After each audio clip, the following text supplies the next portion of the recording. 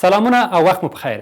په دې هیله چې ټول به روغ رمټ او د خپلې خوښې یعنې د ریاضي خپرونې لیدونکي یاست. هوښیاران تل هڅه کوي چې د نن ورځې کار سبا ته پرېنږدي. آیا تاسې ګورالۍ زده کوونکي هم همداسې کوئ؟ آفرین. که چیرې مو د هرې ورځې کارونه په منظم ډول سرته ورسول نو د ژوند په ټولو چارو کې به بریالي یاست او د هیڅ ستونزو سره به مخ نه شئ.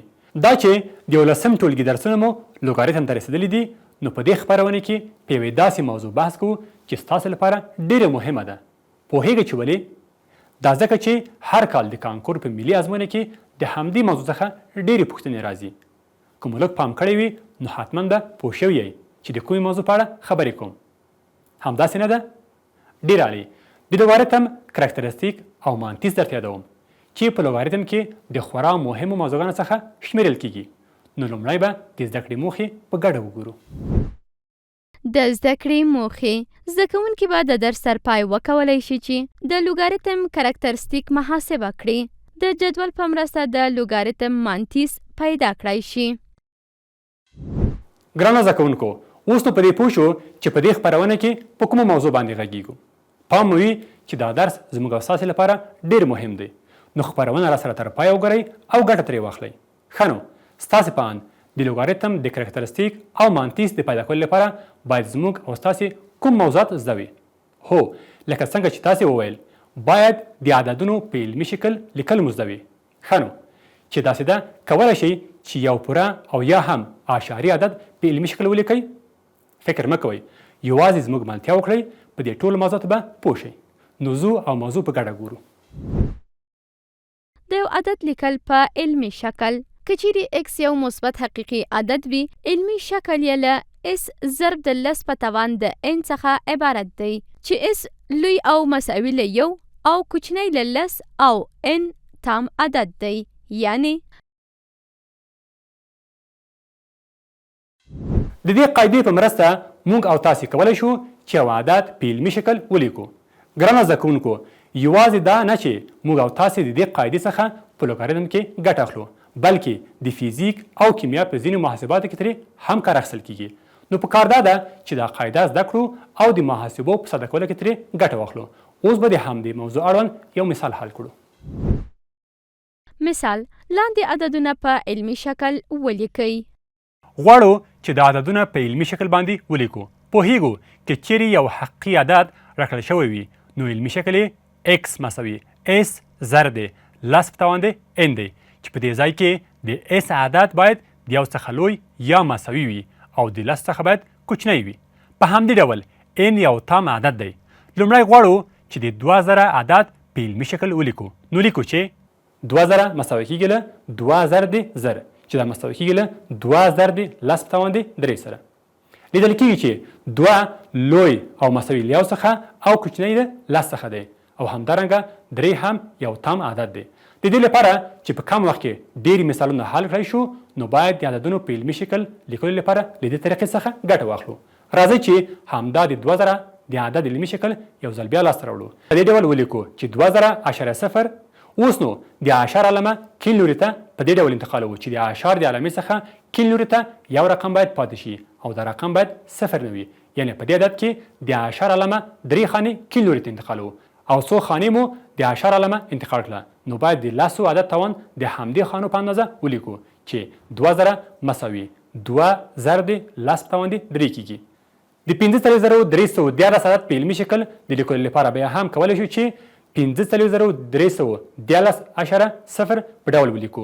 ګورو چې د اعشار د علامې څخه کیل لوري ته د رقمونو شمیر له یو څخه ډیر دی. نو د اعشار علامه 1 2 3 او دا دی 4 خانې کیل لوري ته انتقالوو او لسو ته د 4 عدد توان کې لیکو. یعنی 15314 مساوي 4.5 ضرب د لس په توان د 4. اوس نو کولی شئ چې 0.000 2 عدد هم په علمي شکل ولیکئ. همداسې نه ده؟ آفرین. خو پام وي چې دا ځل باید د اعشار علامه ښي لوري ته تر هغه وخت انتقال کړو چې د اعشار د علامې څخه کیل لوري ته یو رقم واقع شي. نو باید اعشاریه 4 خانې ښي لوري ته انتقال کړو او لس ته په توان کې -4 لیکو. یعنی 0.00092 مساوي کیږي له 9.2 ضرب د 10 په توان د -4 سره. ګرانو زده کوونکو، اوس نو کولی شئ چې د یو عدد علمي شکل لاسته راوړئ چې د کار لپاره وروستۍ طریقه ډیره اسانه او ساده ده. یعنې راکړل شوي عدد ته پام کوو چې د اعشار علامې ته ګورو چې کیل لوري ته 0 او یا هم نور څو رقمونه واقع دي. یعنې دا مو زده کړل چې که چیرې د اعشار علامه کیل لوري ته انتقال شي د 10 توان مثبت تام عدد لیکل کیږي او که کیل لوري ته انتقال شي د 10 توان کې منفي تام عدد لیکل کیږي. اوس نو چې یو عدد په علمي شکل باندې پوه شو، کولی شو چې د لوګاریتم، کرکترستیک او مانتیس په اسانۍ سره زده کړو. راځئ په ګډه یې ګورو. که چیرې وغواړو چې د یو لوګاریتم، کرکترستیک او مانتیس پیدا کړو، نو لومړی راکړل شوی لوګاریتمي عدد په علمي شکل باندې لیکو. فرضوو چې دا لوګاریتمي عدد x دی، نو لیکو چې لوګاریتم د x مساوي کیږي له لوګاریتم د s ضرب د 10 په توان د n سره. اوس نو د لوګاریتم د قوانینو له مخې لیکو چې دا مساوي کیږي له لوګاریتم د s جمع لوګاریتم د 10 په توان د n. دا ځل د لوګاریتمي عدد توان ضریب ګرځوو. لوګاریتم د s جمع n ضرب د لوګاریتم د 10 کیږي. څرنګه چې لوګاریتم د 10 د 1 سره مساوي کیږي، نو لرو چې لوګاریتم د s جمع n ضرب د 1. دا چې 1 ضرب n له n سره مساوي دی، نو په پایله کې لیکلی شو چې لوګاریتم د x مساوي کیږي له لوګاریتم د s جمع n سره. ګرانو زده کوونکو، دا چې لوګاریتمي عدد مو په ساده شکل ولیکو، اوس به دا زده کړو چې په دې ځای کې کرکترستیک او مانتیس کوم عددونه دي. راځئ چې په دې مو هم ښه پوه کړم. دا مو لاسته راوړل چې لوګاریتم د x مساوي لوګاریتم د s جمع n کیږي، چې په دې ځای کې لوګاریتم د s ته د لوګاریتم مانتیس یا اعشاري برخه ویل کیږي او n ته چې یو تام عدد دی د لوګاریتم کرکترستیک یا مشخصه ویل کیږي. ګلالۍ زده کوونکو، د لوګاریتم په مشخصې او اعشاري برخې هم پوه شوئ. ښه نو اوس دا ووایئ چې دا مانتیس په کوم ډول پیدا کوو. فکر مه کوئ، دا کومه ستونزمنه خبره نه ده. د لوګاریتمي جدول له مخې په اسانۍ سره پیدا کولی شو. اوس به دا وګورو چې مانتیس د کومو عددونو ترمنځ قیمتونه اخیستلی شي. یو ځای به یې وګورو. د یو عدد په علمي شکل کې موږ ولوستل چې s لوی او مساوي له 1 څخه او کوچنی له 10 څخه دی. که چیرې د همدې نامساوات څخه لوګاریتم ونیسو، نو لوګاریتم د s لوی او مساوي له لوګاریتم د 1 او کوچنی له لوګاریتم د 10 شکل لاسته راځي. څنګه چې لوګاریتم د 1 په قاعده د هر عدد له 0 سره مساوي دی او په همدې ډول د 10 لوګاریتم د 10 په قاعده 1 کیږي، نو لرو چې لوګاریتم د s لوی او مساوي له 0 او کوچنی له 1 څخه دی. په پایله کې ویلی شو چې د لوګاریتم مانتیس یا اعشاري برخه به د تل لپاره له 0 سره مساوي او یا به ترې لوی وي او له 1 څخه کوچنی وي. ګرانو زده کوونکو، په دې هیله چې د یو عدد په علمي شکل او همدارنګه د لوګاریتم په کرکترستیک او مانتیس به پوه شوي یاست. اوس د یوې لنډې دمې پر لور ځو. د دمې وروسته ژر بېرته راګرځو.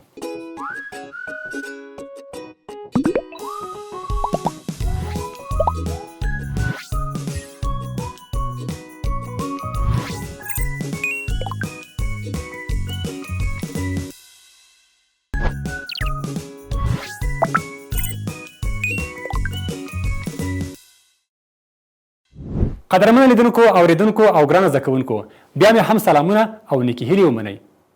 د دې درس موضوع مو ډېره په زړه پورې ده، نو باید ټولو مثالونو ته پوره دقت وکړئ چې ښه مو زده شي. اوس هم ځو او یوه قاعده په ګډه باندې ګورو.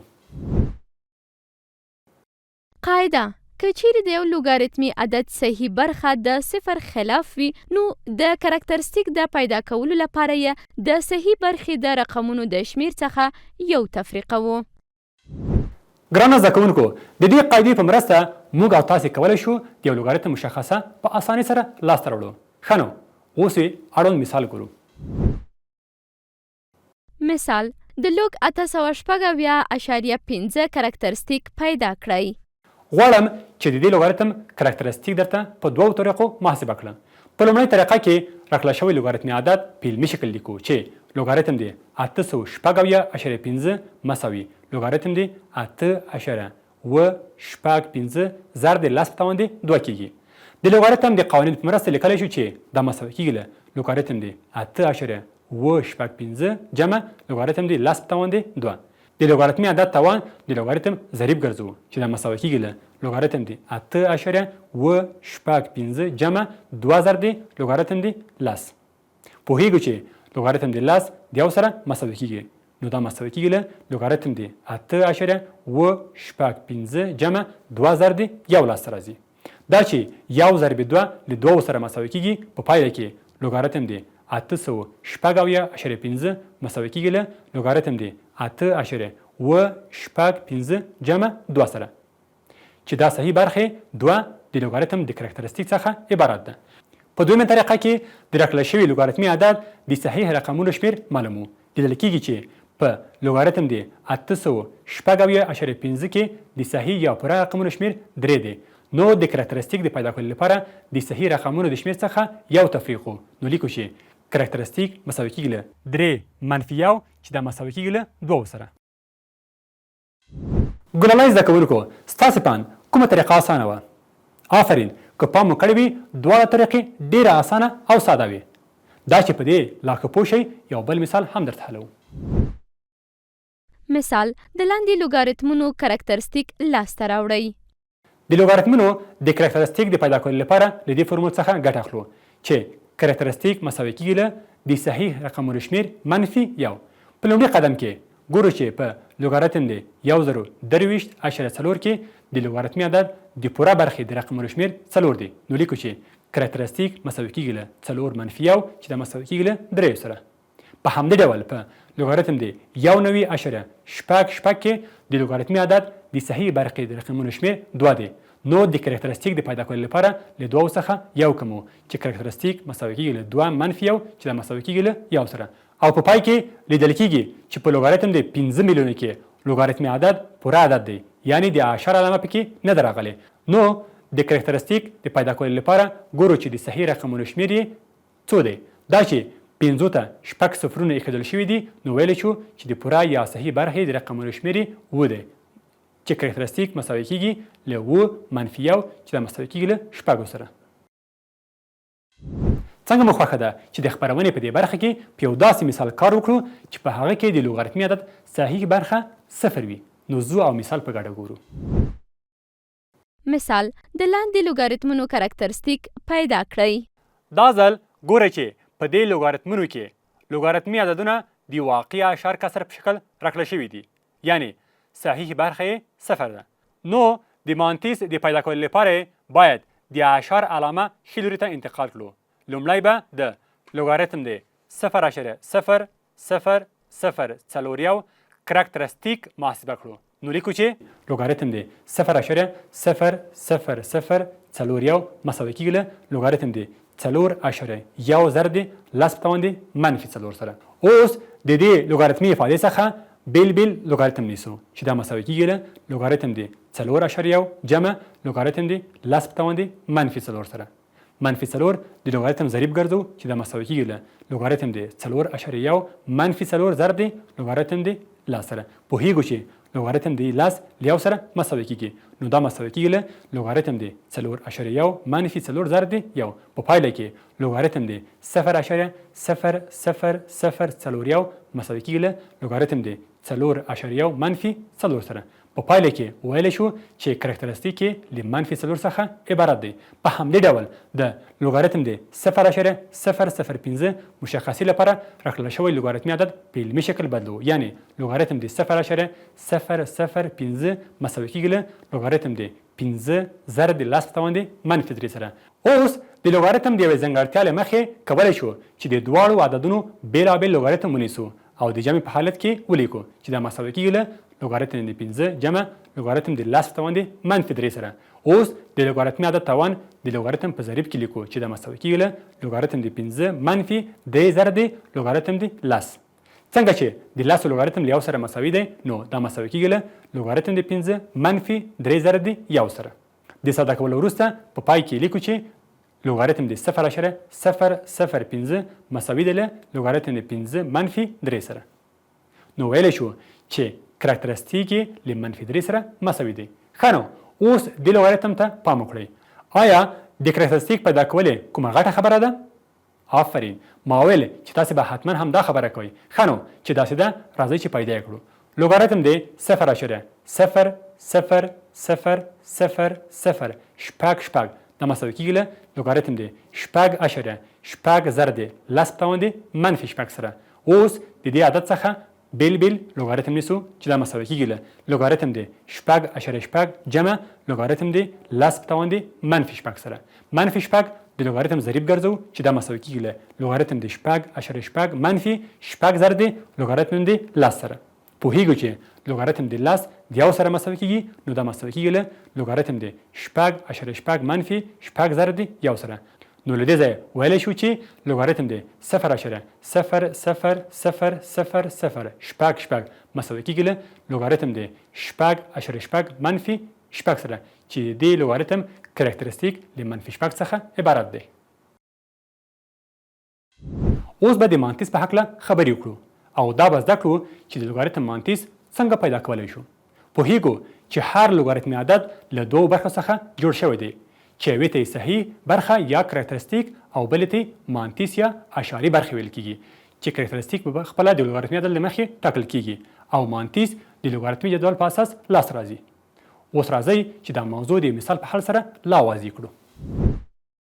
مثال د لوګاریتم 265 مانتیس پیدا کړئ. د جدول له مخې د یو لوګاریتم د کرکترستیک او مانتیس د پیدا کولو لپاره د لوګاریتمي عدد د اعشار د علامې څخه صرف نظر کوو او د کیل لوري لومړي دوه رقمونه په ستون او دریم رقم په پورته سطر کې ګورو. نو په دې مثال کې د کرکترستیک د پیدا کولو لپاره لومړی راکړل شوی لوګاریتمي عدد په علمي شکل لیکو، یعنی لوګاریتم دی 215 مساوي لوګاریتم دی 0.15 زر دی لس په توان دی 2 کیږي.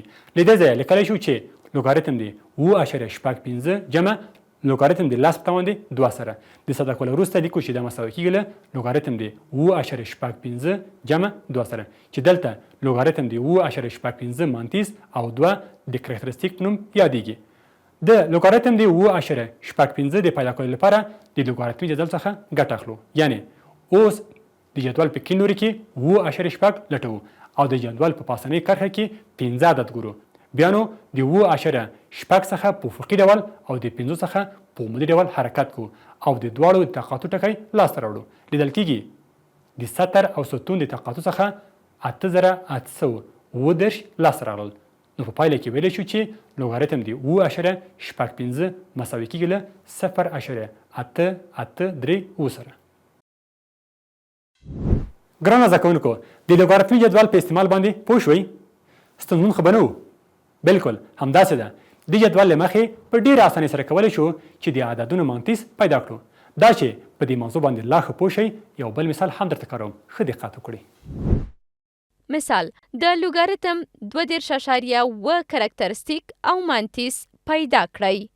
د دې لوګاریتم د کرکترستیک او مانتیس د پیدا کولو لپاره لومړی راکړل شوی لوګاریتمي عدد په علمي شکل لیکو چې لوګاریتم دی 2.0 مساوي کیږي له لوګاریتم دی 3.2 زر دی لس سره.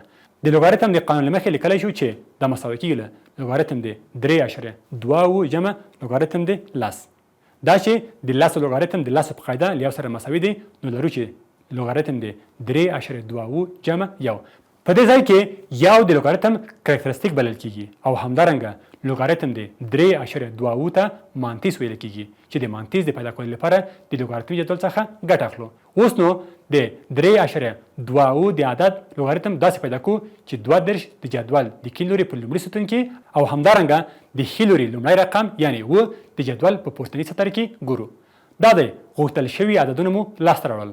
اوس نو د همدې عددونو څخه په افقي او عمودي ډول حرکت کوو او د طاقاتو ټکی معلوم وو. لیدل کیږي چې د دواړو د طاقاتو څخه 5115 عدد لاسته راځي چې په حقیقت کې دا مقدار له 0.515 سره مساوي دی. نو په پایله کې ویلی شو چې د راکړل شوي لوګاریتم کرکترستیک یو او مانتیس 0.515 دی. ګرانه زده کوونکو، هیله ده چې د مثال په حل باندې به پوه شوي یاست. دا چې زموږ د خپرونې وخت کم دی، نو مخکې له دې چې له تاسو سره خدمتمني وکړم د زده کړې پایلې به په ګډه وګورو. د زده کړې پایلې زده کوونکو زده کړل چې که چیرې x یو مثبت حقیقي عدد وي، علمي شکل یې له s ضرب د لس په توان د n څخه عبارت دی چې s لوی او مساوي له 1 او کوچنی له لس او n تام عدد دی.